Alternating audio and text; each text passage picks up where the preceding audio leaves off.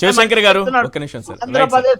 Right sir right అసలు topic పక్కన technical issues ఉండే మీరు అందుబాటులోకి రాలేదు, ఇప్పుడే వచ్చారు. సమయం కూడా 7:41 అయింది. ఈ సమయానికైనా మీరు అందుకున్నందుకు థ్యాంక్ యూ సార్. ఇది చాలా తెలివిగా సార్, ఇప్పుడు మాలకొండయ్య గారు చాలా తెలివిగా టాపిక్ కి పూర్తిగా డైవర్ట్ చేసి, మాలకొండయ్య గారు ఏం డైవర్ట్ చేయలేదు, మనమే డైవర్ట్ అయ్యా వెళ్ళాము. వారేం ఒక పాయింట్ ఇస్తే మనమే ఆయన వెంట పరిగెత్తాము. మీరు జాయిన్ కాలేదు కాబట్టి నేను కూడా ఆయన వెంట పరిగెత్తాను. వారేం మనం పూర్తిగా డైవర్ట్ ఏం చేయలేదు. మీరు చెప్పండి అసలు ఏంటిది? సీఎం రమేష్ కాంగ్రెస్ పార్టీకి విరాళాలు ఇవ్వడం ఏంటి? చంద్రబాబు మనిషి బీజేపీలో ఉండడం ఏంటి? బీజేపీలో ఉంటూ కాంగ్రెస్ పార్టీకి విరాళాలు ఇవ్వడం ఏంటి? ఇదంతా కూడా షర్మిల పార్టీని కాంగ్రెస్ లో విలీనం చేసేటటువంటి ప్రక్రియలో భాగంగా జరిగిందే అనేటటువంటి అంశానికి సంబంధించి ఏం చెప్తారు సార్? ఖచ్చితంగా ఏదైతే చంద్రబాబు నాయుడు అనేటువంటి వ్యక్తి ప్రపంచం లేకల్లా ఒక విభిన్న జాతులకు సంబంధించినటువంటి వ్యక్తి. ఎందుకంటే తాను ఒక పార్టీలో ఉండగలడు, ఇంకొక పార్టీకి పొత్తు కాయగలడు, ఇంకొక పార్టీలకి తన మనుషులు పంపించగలడు, ఇంకొక పార్టీకి ఫండ్ చేయగలడు, ఇంకొక పార్టీతో తన శత్రువులు కానీ తన విరోధులను కానీ పోటు పొడించగలడు. ఇన్ని లక్షణాలు అవలక్షణాలు కలిగినటువంటి వ్యక్తి ఎవరన్నా ఉన్నారంటే చంద్రబాబు నాయుడు. ఈ రోజు ఈ సీఎం రమేష్ అనేటువంటి వ్యక్తి ఏ విధంగా భారతీయ జనతా పార్టీలోకి వెళ్ళాలనేటువంటిది మనందరికీ తెలుసు. బీజేపీ ఆయన చేతులతో సంతకం పెట్టి ఇవ్వలేదు కదా చెక్ అని అంటున్నారు. వాళ్ళు సంతోషం ఏంటంటే బాలకొండయ్య గారు ఎట్లా సీఎం రమేష్ కి సంబంధించింది కాదు, రిత్విక్ అని చెప్పలేదు. సంతోషపడాలి. రిత్విక్ అనేటువంటి వ్యక్తి సీఎం రమేష్ కొడుకు. ఆ కొడుకు పేరుతో రిత్విక్ అనేటువంటి సంస్థ ఉంది. రిత్విక్ ద్వారానే సీఎం రమేష్ ఈ యొక్క ఆంధ్రప్రదేశ్ చంద్రబాబు హయాంలో ప్రాజెక్టులు చేసినా, మీరు అన్నట్టు హిమాచల్ ప్రదేశ్ లో చేసినా, ఎక్కడ చేసినా కూడాను తన యొక్క కంపెనీ అడ్డం పెట్టుకుని ఎస్కలేషన్ ద్వారా, అంటే 100 రూపాయలు టెండర్ ఉంటే కనుక 1000 రూపాయలకు టెండర్ వేసేసి సిండికేట్ అయ్యేసి ఏరే వాళ్ళు రాకుండా చేసేటువంటి ఒక గరుడు ఈ రిత్విక్ అనేటువంటిది అంత చరిత్ర కలిగినటువంటి కంపెనీ. కాసేపు ఆ కంపెనీ పుట్టుపూర్వతలు పక్కన పెడితే ఈ సీఎం రమేష్ అనేటువంటి వ్యక్తి భారతీయ జనతా పార్టీలో ఉన్నాడా, కాంగ్రెస్ లో ఉన్నాడా, తెలుగుదేశంలో ఉన్నాడా, జేడీఎస్ లో ఉన్నాడా, ఒక వ్యాపారవేత్తలాగా ఉన్నాడా అనేటువంటిది ఒక్కసారి ఆలోచన చేస్తే ఇక్కడ కాంగ్రెస్ ని గుప్పెట్లో పెట్టుకోవడానికి చంద్రబాబు ప్లాన్ చేసినట్టు కనిపిస్తోందా?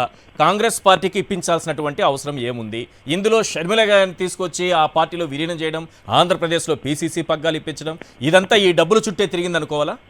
ఖచ్చితంగా చంద్రబాబు నాయుడు అనే వ్యక్తి సీఎం రమేష్ ద్వారా, ఆ సీఎం రమేష్ అనేటువంటి వాడు కాంగ్రెస్ వాళ్ళతో కలవడం కానీ, తర్వాత చంద్రబాబు నాయుడు కరెక్ట్ గా షర్మిలమ్మ పగ్గాలు చేపట్టే ముందు ఆ శివకుమార్ తో కలవడం అయితేనేమి, తర్వాత తన యొక్క బ్రోకర్ ద్వారా రాధాకిషన్ ద్వారా రేవంత్ రెడ్డిని కలిసేసి రేవంత్ రెడ్డి ద్వారా షర్మిలకి ఒకసారి చూడండి చదరంగం లాగా ఎలా ఉందో, పావులు ఎలా కదిపారో, ఎక్కడెక్కడ శత్రువులు అంతా మిత్రులందరూ ఏకమయ్యేసి ఎలా చేశారో. ఖచ్చితంగా అండి ఎవరైనా కూడాను వ్యాపారవేత్తలు న్యూట్రల్ గా ఉండే వాళ్ళు ఎలక్ట్రల్ బాండ్ ద్వారా ఇవ్వచ్చు, అది సహజమైనటువంటిది. ఒక పార్టీ వాడు వెళ్ళేసి అది కూడా బద్ధ శత్రువు శాశ్వత విరోధి అనేటువంటి కాంగ్రెస్ కి చందాలు ఇవ్వడం ఏంటిది? బీజేపీ అనేటువంటిది కాంగ్రెస్ తో పోరాడుతూ ఉంటే కాదు, కాంగ్రెస్ ముక్త భారత్ అని బీజేపీ నినదిస్తుంటే ఆ కాంగ్రెస్ ని ఎలాగైనా సరే పైకి లేపాలి, విరాళాలు ఇచ్చని సీఎం రమేష్ కృషి చేయడం ఏం లేదు సార్. ఇక్కడ చంద్రబాబు బీజేపీ నాయకుడేనా ఈయన, లేకపోతే టీడీపీ నాయకుడా? ఖచ్చితంగా చంద్రబాబు నాయుడు రమేష్ అనేటువంటి వారు కాంగ్రెస్ మనుషులు. ఎందుకంటే తన కేసులు పడి తనకు ఎక్కడ పడుతుందో తొందరగా లోపలికి వెళ్తారో, ఈడీ ఇన్కమ్ ట్యాక్స్ అన్ని కూడా చుట్టుముట్టినప్పుడు వాళ్ళు చేసిన తప్పులు కప్పిపించుకోవడానికి భారతీయ జనతా పార్టీ పాదాల దగ్గర నటిస్తా అక్కడ ఉన్నారు.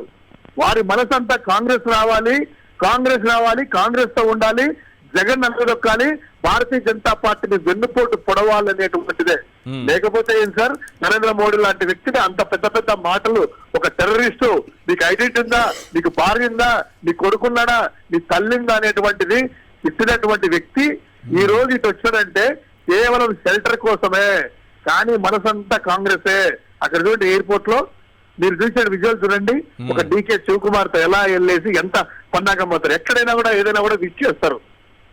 ఇదంతా కూడా ఏంటంటే సార్, ఖచ్చితంగా జగన్మోహన్ రెడ్డి గారిని ఎదుర్కోలేక సీఎం రమేష్ అనేటువంటి ఆ బ్రోకర్ ద్వారా సినిమాలో విజువల్ ప్లే చేసి దానికి డబ్బింగ్ చెప్తారు దొంగల్ని పట్టుకోవడానికి. వాళ్ళిద్దరు ఏం మాట్లాడుకున్నారా అని ఒకరిని పిలిచి, ఇప్పుడు వాళ్ళిద్దరు ఏం మాట్లాడుకున్నారని ఎవరైనా డబ్బింగ్ చెప్పిస్తే బాగుంది. సీఎం రమేష్ 30 కోట్లు ఇచ్చారా? వచ్చింది సార్, టైంకి వచ్చింది. అక్కడ చూడండి, సీఎం రమేష్ నుంచి మీకు ఎలక్టోరల్ బాండ్స్ వచ్చాయా? వచ్చాయి అని ఆయన అంటున్నారు. 30 కోట్లకు ఎలక్టోరల్ బాండ్స్ వచ్చాయా, పక్కకి రండి అందరూ ఉన్నారు వింటారు, పక్కకి వెళ్ళి మాట్లాడుకుందాం అని పక్కకు పోతున్నారు ఇద్దరు. అక్కడికి వెళ్ళిన తర్వాత ఆయన చూడండి 30 కోట్లు నేను చెప్పాను సీఎం రమేష్కి, డబ్బింగ్ ఇది, 30 కోట్లు చెప్పాను మీకు అందిందా అంటే ఆయన అందింది సార్, మా కాంగ్రెస్ పార్టీకి అందింది, టైంకి అందిందని టైం చూపిస్తున్నారు. అంటే సార్ కరెక్ట్ టైంకే మాకు అందింది అని. కరెక్ట్ మీరు అన్నట్టు కరెక్ట్ టైంకి అందింది. ఇట్లా కూడా చెప్పుకోవచ్చు. ఎల్లో మీడియా అయితే డెఫినెట్ గా ఇలానే చెప్పేది, కానీ నేను అలా చెప్పను, అందుకే డబ్బింగ్ అన్నా. అఫీషియల్ గా నేనైతే అలా చెప్పను. అఫీషియల్ గా 30 కోట్లు పంపించాము ఎలక్ట్రల్ బాండ్ ద్వారా ఇన్కమ్ ట్యాక్స్ లో చూపించడానికి. అనఫీషియల్ గా మీకు సంబంధించిన తెలంగాణ ఎన్నికల్లో ఖర్చు పెట్టిందంతా కూడా నేనే. రేపు ఆంధ్రప్రదేశ్ లో కూడా షర్మిలాను పెడితే మీకు 10 సీట్ల 15 సీట్లు అయితే నేను ఖర్చు పెట్టుకుంటాను. కేంద్రంలో సంబంధించిన రాహుల్ గాంధీ గారికి కూడా చెప్పండి. రాహుల్ గాంధీ గారికి కూడా గత ఎన్నికల్లో 2018లో చేసినప్పుడు రాజస్థాన్, మధ్యప్రదేశ్ ఎన్నికల్లో ఏ విధంగా కాంగ్రెస్ కి చేశారు ఫండింగ్ అనేటువంటిది జగమెరిగిన సత్యము. ఈ రోజు అసలు భారతీయ జనతా పార్టీ వాళ్ళ సీఎం రమేష్ ని ఎలా ఇంకా వాళ్ళతో ఉంచుకున్నారో, ఎలా మాలకొండ గారు వాళ్ళు సపోర్ట్ చేస్తున్నారో, అసలు వీడు మా పార్టీ వ్యక్తి కాదండి, ఇంత ద్రోహుడా అని మాలకొండ గారు ఆవేశంగా మాట్లాడతారనుకున్నాను.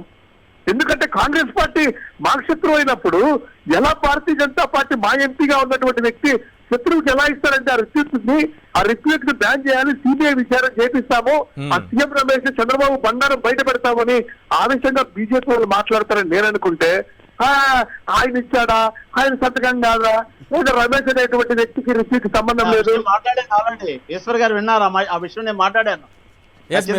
సంతకం లేదు కదా సీఎం రమేష్ అని. అది మాట నేను అన్నాను. కాదన్నా బాల్కొండ అన్న రిత్విక్ అనేది సీఎం రమేష్ కంపెనీ కదా ఒప్పుకుంటారా?